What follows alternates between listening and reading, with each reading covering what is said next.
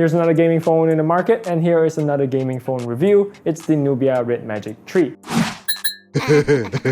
Let me run through the specs real quick. It has a large 6.65-inch 90Hz AMOLED display. It's rocking a Qualcomm Snapdragon 855 chipset with 8GB of RAM and 128GB of storage for the black and red color. It has 12GB of RAM and 256GB of storage for the camouflage color. Unfortunately, it doesn't have expandable storage, so you're just stuck with what you get. It also has a 5000 mAh battery that has support for 27W fast charging. I've got to about 10 hours of screen on time, so that's pretty good.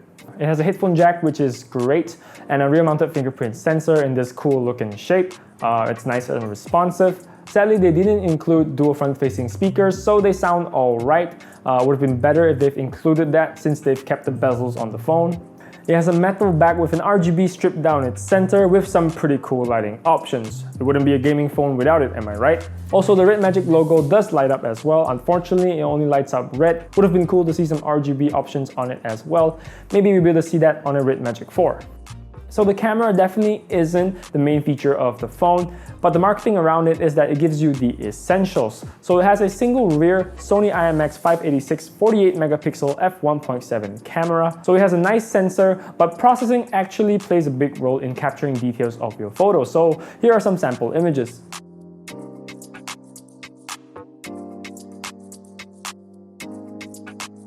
On the video side of things, it can shoot 8K beta, but that's obviously just for brags. So this is the video in 8K. How does it look? Kind of jittery, a little bit, yeah. The shot you're seeing right here is from the Red Magic 3, so you can judge for yourself the video and microphone quality. For the selfie camera, it has a 16MP f2.0 sensor. Here are a few pics so you can judge the quality for yourself. I think the overall image quality is okay. It's nothing to write home about, but it's definitely acceptable. So can it game? Well, yeah, it can run games at its highest settings as well as make use of that 90Hz display. Of course, that is if your game supports that. Here are some benchmarks. It does have air triggers much like other gaming phones. They are responsive and you can configure them with ease. The built-in fan is audible when turbo boosted. In intelligent mode, it is still audible, but just barely.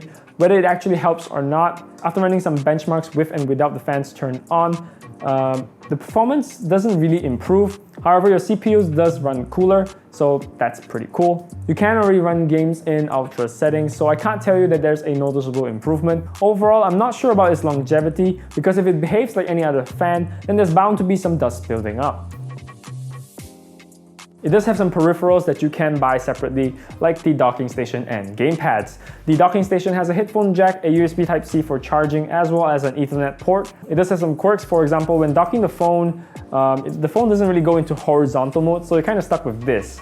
And yeah, hopefully they update this, otherwise I don't see a point in picking one of those up. Next is the gamepad, which also has its own quirks. It can be connected to both left and right. However, you can only connect one to the left first before being able to connect it to the right.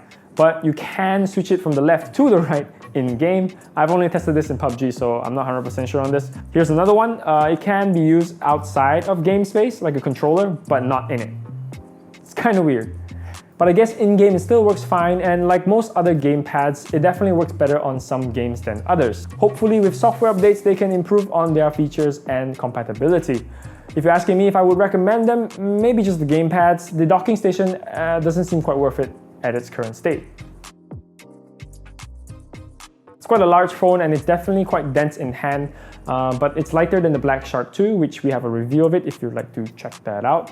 It also has a pretty aggressive gaming design, as with all gaming phones of course, but if that's your thing, by all means. It does have a nice display with a high refresh rate, so that's pretty good. The phone doesn't really lay flat, so that should help with airflow, but you get this wobble when you're tapping away on your phone instead. It retails for 2,199 ringgit for the 8GB variant and 2,799 ringgit for the higher spec camo color. It won't be a daily driver for me, but I probably picked this as it's cheaper than the similarly spec Black Shark 2, as well as having a higher refresh rate display, which is great for gaming.